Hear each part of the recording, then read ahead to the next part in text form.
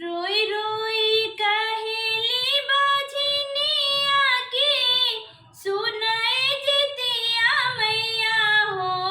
मैया कवन बरत हम कारी की गोदी हमरे लाल खेले हो। मैया कवन बरत हम कारी की गोदी हमरे लाल खेले हो। रोई रोई कहेली बाझिनिया के सुनाए जितिया मैया हो। मैया कवन बरत हम कारी की गोदी हमरे लाल खेले हो।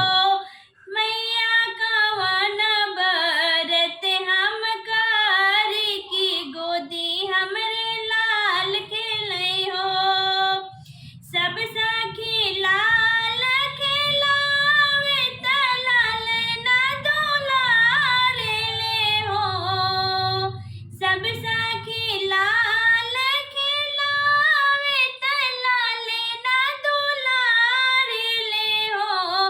ए मैया हमरा भी तरसेला मनवा लालन हमके चाही हो। मैया हमरा भी तरसेला मनवा लालन हमके चाही हो। सासु ननद करे जितिया त तोहरा पूजन करे हो। सासु ननद कर जितिया त तोहरा पूजन करे हो। मैया हमहु जे ठाड़े अंगनवा हमार गोदी भर दे तू हो। मैया हमहु जे ठाड़े अंगनवा हमारे गोदी भर दे तू हो। बाझिन के सुनी के रोइया जितिया मैया ठाड़ भइली हो। बाझिन के सुनी के रोइया जितिया मैया ठाड़ भइली हो। मैया बेटी के पूछलिए आंसुअन त दुख सुख पूछली हो। मैया बेटी के पूछली आंसुआ त दुख सुख पूछली हो। बेटी जितिया बरत तू करा ललन तोरे होई हाई हो। अरे बेटी जितिया बरत तू